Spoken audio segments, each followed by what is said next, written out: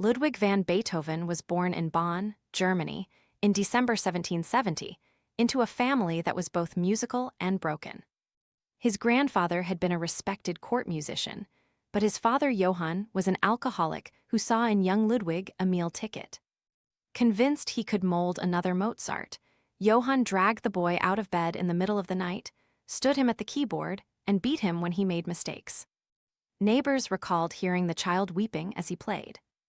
Ludwig's childhood was a crucible of pressure, poverty, and pain, but it forged in him a musical talent so immense that by his teenage years, he was already the most gifted pianist in Bonn. At 21, Beethoven moved to Vienna, the musical capital of Europe, and quickly established himself as the most electrifying pianist the city had ever heard.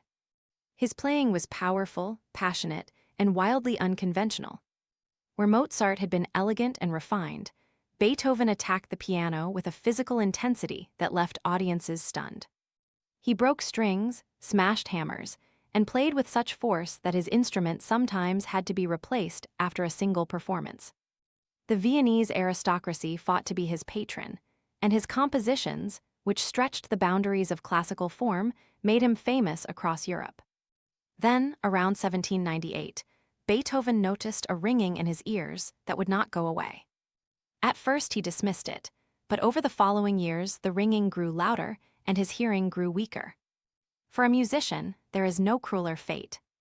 By 1802, at the age of 31, Beethoven was in such despair that he wrote a letter to his brothers known as the Heiligenstadt Testament, in which he confessed that he had considered taking his own life.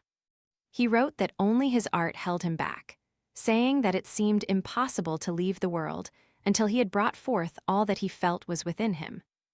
Rather than retreating, Beethoven entered the most productive period of his life. Between 1803 and 1812, he composed at a furious pace, producing the Third Symphony, known as the Eroica, which shattered every convention of symphonic form and is often called the work that launched the Romantic era. He followed it with the Fifth Symphony, whose opening four notes are the most famous in all of music, the Sixth Symphony, the Emperor Concerto, and the opera Fidelio. Each work was more ambitious, more complex, and more emotionally powerful than the last, as if Beethoven were racing against the silence that was closing in on him. By 1814, Beethoven was almost completely deaf.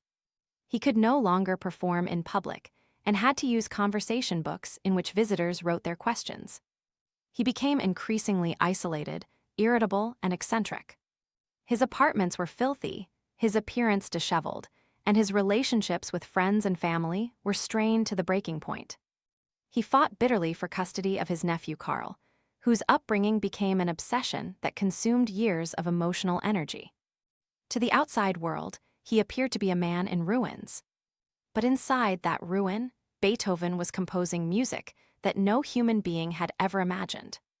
His late string quartets, written in total deafness, are considered among the most profound works of art ever created, so advanced in their harmonic language and emotional depth that musicians a century later still struggled to fully comprehend them. And then there was the Ninth Symphony, completed in 1824, a work of such monumental ambition that it included a full choir singing Friedrich Schiller's Ode to Joy, a hymn to the brotherhood of all humanity.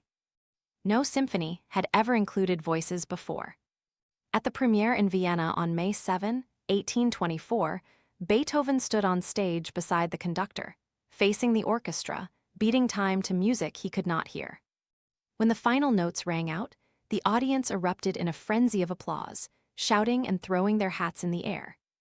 Beethoven, deaf and facing the wrong direction, did not know. One of the soloists gently turned him around to see the crowd on their feet, many of them weeping. He bowed. He had written the greatest symphony in history without hearing a single note of it. Beethoven died 3 years later, in 1827, at the age of 56. 20,000 people attended his funeral. The man who could not hear had taught the world to listen,